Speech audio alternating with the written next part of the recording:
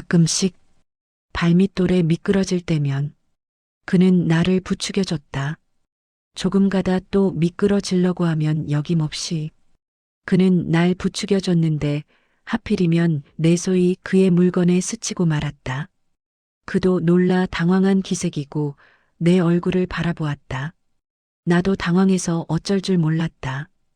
그 남자의 물건은 대물이었고 통나무처럼 단단했다. 그 남자는 분위기를 흐트러지지 않게 재빨리 날 세우고 다시 걷기 시작했다. 안녕하세요.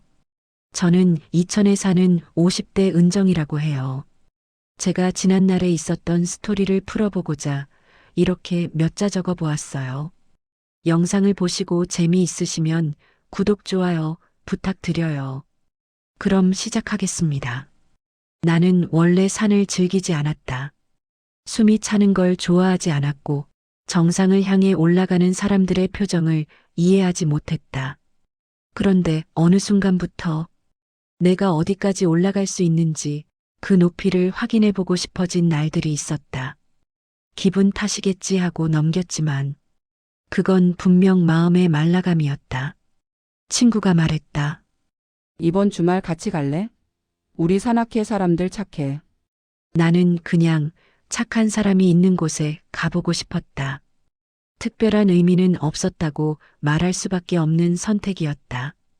그를 처음 본 건 산 입구 주차장이 아니라 산을 오르기 시작한 지 1시간쯤 지난 곳이었다. 나보다 한참 앞서 걸어가던 사람들 사이 회색 바람막이 점퍼와 검은 모자를 눌러 쓴 남자. 말이 거의 없었다. 누가 농담을 하든 누가 힘들다고 투정 부리든 그는 그저 조용히 속도를 맞춰주는 사람이었다. 누구에게도 과하게 친절하지 않고 누구에게도 무심하지 않은 그런 사람들은 자신도 모르게 사람을 편안하게 만든다. 중턱에서 잠시 쉬었다가 다시 오를 때 내 발걸음이 조금 느려졌다. 숨이 턱 막히는 순간 뒤에서 누군가 조용히 말했다. 괜찮으세요? 조금만 천천히 가요.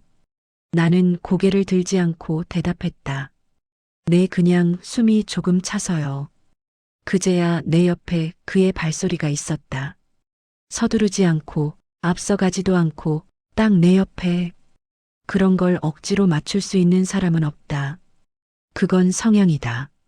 그리고 마음의 속도가 닮았다는 뜻이기도 했다. 정상에 가까워질수록 산 아래의 도시 소음은 점점 옅어지고 바람 소리만 선명해졌다. 가슴이 뛰는 건 숨 때문인지 무언가 막 시작되려는 마음 때문인지 나 스스로도 정확히 알 수 없었다. 그는 먼저 정상에 오르지 않고 몇 발짝 뒤에서 나를 기다리고 있었다. 다 왔어요. 천천히. 그 말은 걱정도 호의도 유혹도 아니었다. 그저 나를 급하게 움직이지 않게 하려는 마음이었다. 그 순간 나는 아주 조용히 흔들렸다. 설렘의 첫 미세한 떨림만 스친 상태. 몸에 접촉 없이 말도 과하지 않게. 그러나 이미 마음은 기억하기 시작한 순간.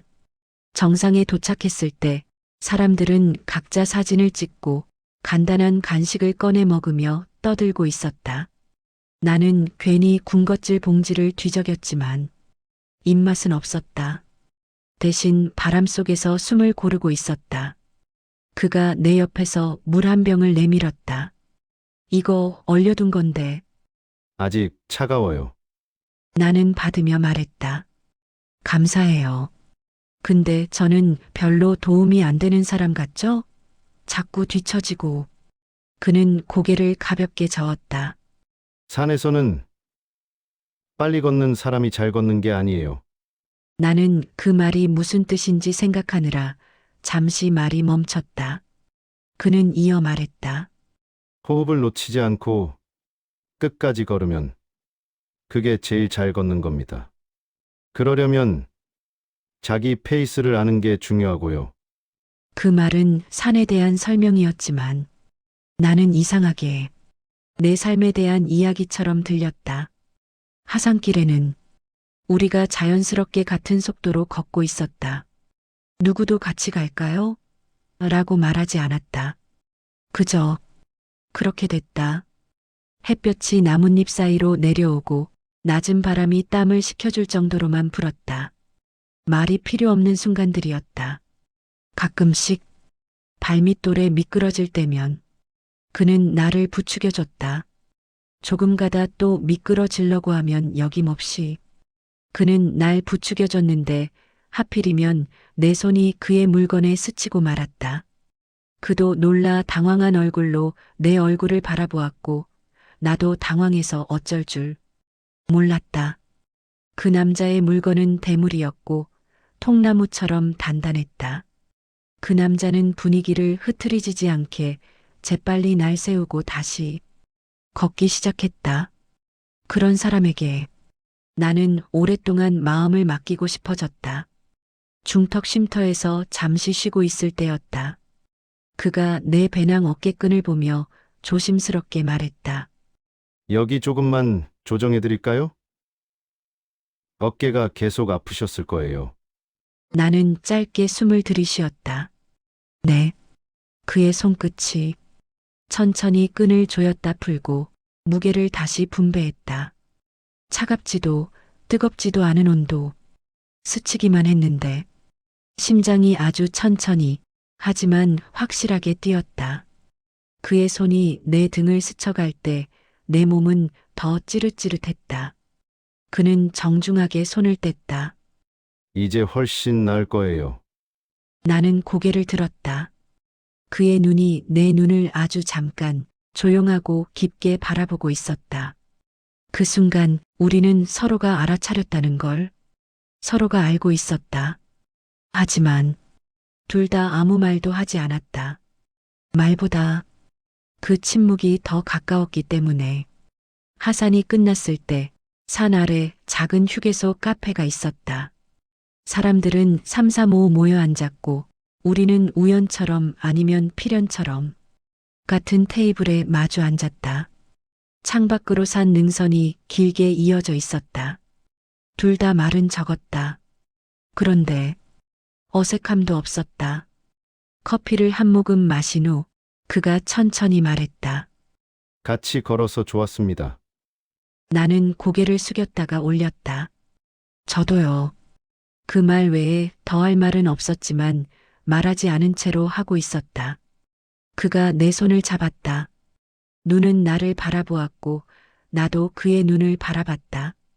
서로가 서로를 갈망한 느낌이었다는 걸 서로가 알아볼 수 있었다.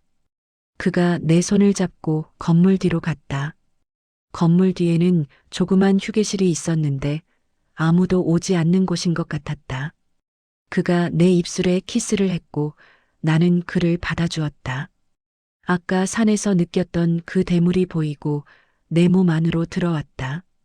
난 오르가즘을 계속해서 느끼고 있었다. 우리는 서로 부둥켜 안으며 다음을 예약했다. 집으로 돌아오니 해가 이미 기울어 있었다. 등을 타고 내려오는 피로가 있었지만 다른 날과는 달리 오늘의 피로는 이상하게 부드러웠다. 현관문을 닫고 신발을 벗는 순간 문득 그의 발걸음 소리가 떠올랐다.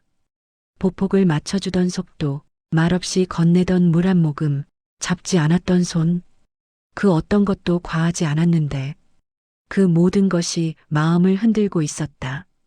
나는 가방을 내려놓고 천천히 창문을 열었다. 산에서 불어오던 바람과 다르지만 저녁 바람 역시 나름의 온도가 있었다. 그런데 바람보다 먼저 스쳤던 건 생각이었다. 나는 왜 이 사람이 기억에 남는 걸까? 설레어서? 외로워서? 새로워서? 아니었다. 그 사람과 있을 때 나는 긴장하지 않아도 되는 나였다. 그게 전부였고 그게 충분했다. 저녁 식사를 대충 챙기고 샤워를 하고 머리를 말리다 말고 나는 조용히 한숨을 쉬었다. 연락을 할까? 문자를 보낼까?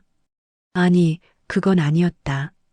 우리는 오늘 아무 약속도 하지 않았고 해야 할 필요도 없었다. 그저 서로에게 남아있으면 되는 사이. 그래서 나는 아무 연락도 하지 않았다. 하지만 마음은 이미 그의 이름을 알고 있었다. 밤 10시쯤 휴대폰 화면이 조용히 켜졌다. 그에게서 온 메시지가 아니었다. 아무도 내게 말을 걸지 않았는데 갑자기 작은 진동이 울린 것 같았다. 착각이었다. 그런데 그 착각이 나를 미소 짓게 했다. 나는 혼잣말처럼 중얼거렸다. 오늘 고마웠어요. 누구에게 들려주는 말도 아니었지만 그 말은 확실하게 그 사람에게 닿는 방향이었다. 그 시각 그는 어디 있었을까? 아마도 누구와 함께 TV를 보고 있었을 수도 있다. 그저 씻고 누웠을 수도 있다. 하지만 나는 어렴풋이 알고 있었다. 그 역시 오늘의 산길과 바람 그리고 내 속도를 기억하고 있으리라는 걸. 잠들기 전 나는 가만히 눈을 감았다. 그와 포옹하고 키스하고 그와의 정사를 치르는 시간들. 그의 목소리는 크게 울린 적 없고 그의 시선은 머물렀던 시간보다 머무르지 않았던 시간이 더 길었다. 그런데도 나는 이상하게 편안했다. 오늘 누구의 아내도 아니고 누구의 친구도 아니고 누구의 역할도 아닌 그냥 나로 잠들 수 있었다. 그 사실 하나만으로 오늘은 충분히 컸다. 그 후로도 산악회는 몇 번 더 있었다. 모임 단체 채팅방도 늘 시끄러웠고 사람들은 여전히 사진을 공유하고 다음 산을 정하고 사소한 농담을 주고받았다. 우리는 그 속에서 별로 특별할 것 없는 사람들처럼 지냈다. 하지만 산에 오를 때마다 우리는 자연스럽게 같은 속도로 걸었다. 누구도 우리가 함께 걷는다고 말하지 않았고 우리도 굳이 말하지 않았다. 그건 일부러 만든 관계가 아니라 그저 그렇게 되는 사이였기 때문이다. 어느 날 중턱에서 잠시 쉬고 있을 때였다. 그는 물을 마시며 조용히 말했다. 가끔은 누군가랑 속도가 맞는 게 참 신기하죠. 나는 고개를 끄덕였다. 네. 억지로 맞출 수도 없는 거니까. 그는 한참 바람을 바라보다가 천천히 말을 이었다. 우리가 알지 않아도 되는 것들도 있죠. 그 말이 무엇을 의미하는지 나는 이미 알고 있었다. 그 말은 서로의 마음을 인정하지만 더 이상 넘어가지 않겠다는 약속이었다. 나는 조용히 웃었다. 네, 알지 않아도 되는 것들이 가장 오래 남는 것 같아요. 그는 내 말을 듣고 미세하게 미소 짓는 듯 했다. 그 표정이 이 관계의 모든 것이었다. 서로를 더 이상 알려고 하지 않았다. 연락을 자주 한 것도 아니었다. 하지만 산에 오르는 계절이 바뀌고 바람의 결이 조금씩 달라지는 동안 나는 혼자가 아니었다. 그 또한 혼자 걸어가고 있지 않다는 것을 우리는 말하지 않고 알고 있었다. 가끔은 이 관계가 무엇이었는지 이름을 붙이고 싶을 때도 있었다. 사랑? 아니라고 할 수 없지만 사랑이라고 부르기엔 너무 조용했다. 인연? 그 단어는 너무 넓었다. 그냥 서로를 살려준 사람. 아마 그게 가장 가까웠다. 그리고 어느 날 산을 오르지 않는 비 오는 일요일. 나는 혼자 차 한 잔을 끓여 창가에 앉았다. 창밖의 빗소리가 중턱 쉼터에서 들리던 바람 소리처럼 느껴졌다. 나는 아주 조용히 속삭였다. 고마웠어요. 누구에게도 보내지 않았고 그에게 닿지 않아도 상관없는 말. 하지만 그 말은 분명 그에게 속한 감정이었다. 그러나 그날의 발걸음과 바람과 침묵은 서로의 마음에 오래 남았다. 그리고 아주 많은 일이 있었다. 그것을 아는 사람은 우리 둘뿐이었다.